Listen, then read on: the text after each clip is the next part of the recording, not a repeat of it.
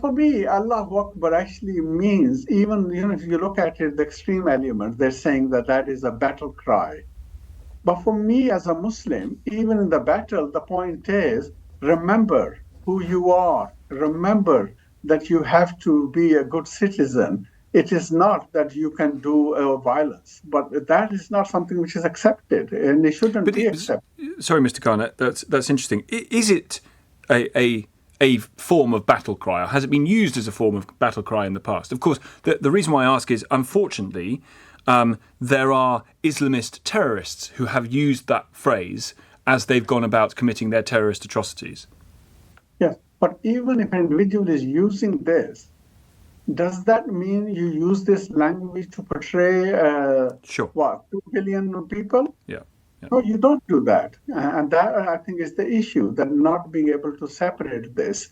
And for this individual, for the member of parliament, who's a senior member, who's trying to be the leader, for him to then bring this whole issue in at the time when we're dealing with the actual riots here, how is that helpful? So we must understand the use of language has consequences. I agree. But in the circumstances in which Mr. Jenrick is citing it at the protest, and as if it is, as you say, has its roots in a form of battle cry, could it not be seen as quite intimidating and threatening to be using a phrase like that in a context like that with its history? Yeah. So my position is that as a Muslim, someone who understands this faith, what this phrase actually is itself a spiritual word. And wherever you use it, it is about reminding yourself of your limitations and the restrictions which are imposed by Islam on you. I just think that I'm very, very, very sick and tired of pandering to people's ignorances.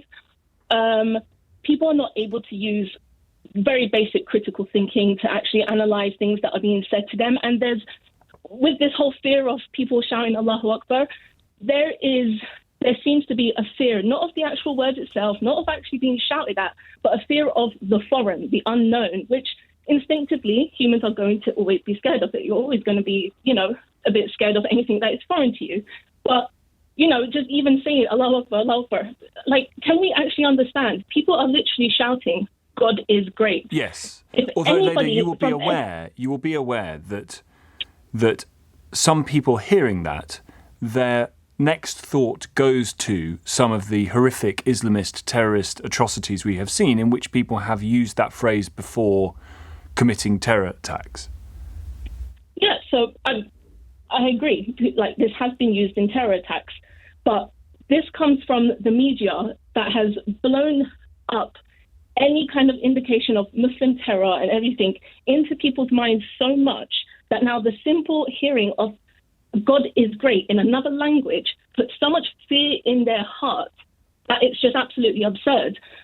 I'm sorry about what the last woman said. People, if they want to say it in public, they should be able to say it in public. Yeah. Any other faith can say their religious words in public. Why do we now need to pander to other people because they feel kind of scared? Robert Jenrick's an idiot, and the whole thing he is. It's a hangover from the Tories losing the election, essentially. Let's cast our minds back a few weeks or a few months. I suppose about a year ago, I said they're in crisis, they're imploding.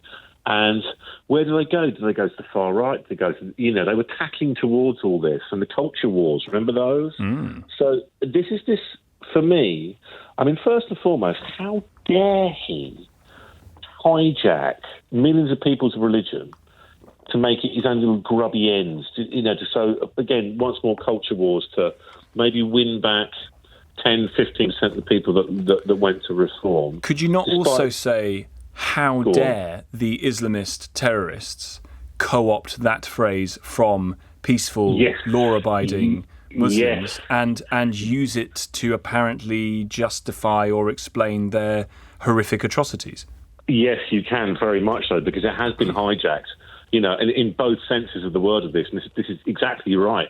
It's the two sides of the coin. That religion has been completely done that by criminals and crooks, to extort people, to overtake governments and what have you, and promote terrorism.